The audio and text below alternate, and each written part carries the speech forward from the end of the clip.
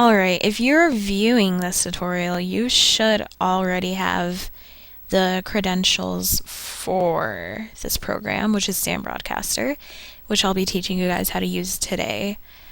But if you haven't yet, you will have to contact me through my email, which is mtrain@forcehotel.com. But if I'm prepared, like I usually am, you should have that already. And we'll go over that, but I have to make sure I do this quickly because my last video was not in time and it was over 15 minutes long, and I'm not going to do that to you guys.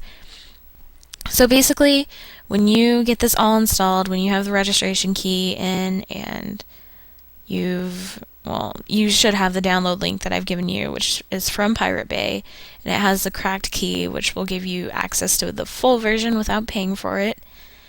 And yeah, so once it's all installed, you get a image that looks like this, and you might have more boxes on your dash, which will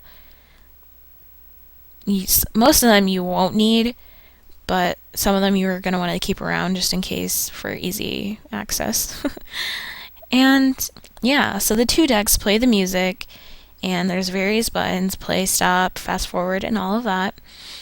And it shows the current time of the music and the remaining time of song and all of that. And the two decks, people ask why there's two decks.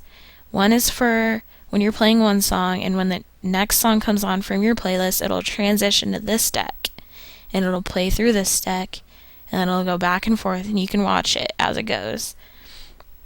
The voice FX is your microphone, and you have to make sure that your microphone is on at all times, otherwise they're not going to be able to hear you. It's not going to work. But you make sure that it's on, and you have volume controls. So this controls the volume of the music and how the music is playing over your voice or under your voice, depending on if you have auto fade down here on, which is really smart to use because if you don't use it, the chances of them hearing what you're going to say are very slim to none.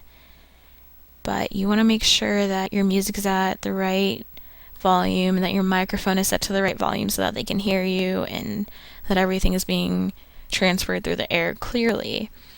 The buttons on the side, mic on and mic off, is pretty self-explanatory. Press to talk is for temporary,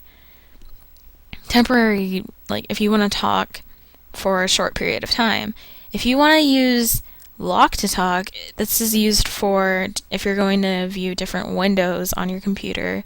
So if we were going to be using our requests line and you wanted to see what others were saying on the hotel while you were talking, you could use this, lock your talk, go to the window. So let's see if I can go to a different window. Let's pretend this is Force. Go to a different window and you're chatting with them, and then you can go back and you can hit lock to talk again, and it'll take you off the air. Well, it'll take your voice off the air, not your music. And yeah, and you can control that. How low your mic is, how high your mic is, how low your music is, and how high your music isn't. And sound effects, they come with basic sound effects that you can play on air. Most of us don't use them, but some of us use them for competitions. Like if you hear an animal in the song, you have to guess which animal it is, and the first person that can tell me what animal it is will get a point, and stuff like that. And they give you categories and demo sound effects when you first install the program. Playlists and tracks show you tracks and what you've added to your library.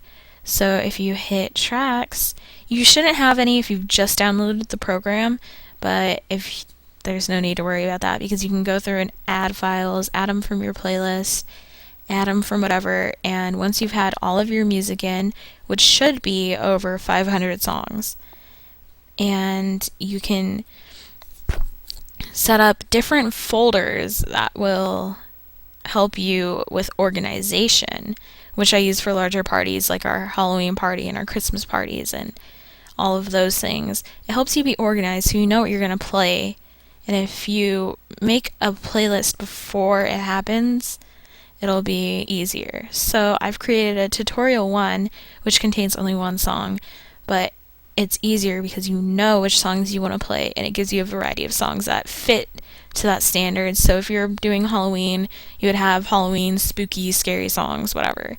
And they can be added to your playlist. I don't know how to say the word, so I'm going to say playlist so you guys know what I'm talking about. By double clicking it, and it'll be set to your playlist and it'll be waiting to play after the next song. However, if you have the song in your playlist and you want it to be played after a song, you have to make sure that it is set to play that cue word. I don't know how to say that, so I'm not going to say it. I'm going to say cue instead. But have it set to that because it directly switches songs for you. So if we have this playing, I'm going to turn it down because it transfers through my headset and you guys can hear it really loud. But it says play started, and you see the name, and you can read it out to them. Make sure you announce your songs before that you start playing them so they know what they're hearing. Even though it says it on top, it's always nice for them to hear it. And if you have it on this, it should play to the next song in your playlist. So we're going to fast forward it a little bit, and it automatically added the song that you had in your playlist. If you had it on auto DJ or manual DJ, it wouldn't do these things. So you have to be sure you have that on at all times. And so let's add another song. And I did this from my history, but you should be doing it from here. Not a good teacher, but yeah. And so say you wanted to end a song early because the users weren't liking it, you didn't like it, or it's the wrong version or something. If you look on these buttons, you'll see that it has cue point, eject, and it has this button, which looks like a triangle, and it's used to fade through a song.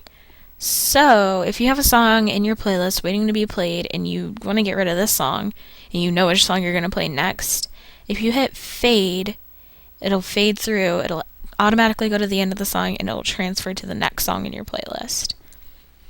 And like I said, you can... Oh, that scared me. You can control the volume, the pitch, the tempo of the songs, and they're easy to control. You can hear it if you have your direct volume on. And yeah, so I've explained to you guys what that is. And you can take off songs, add songs using this.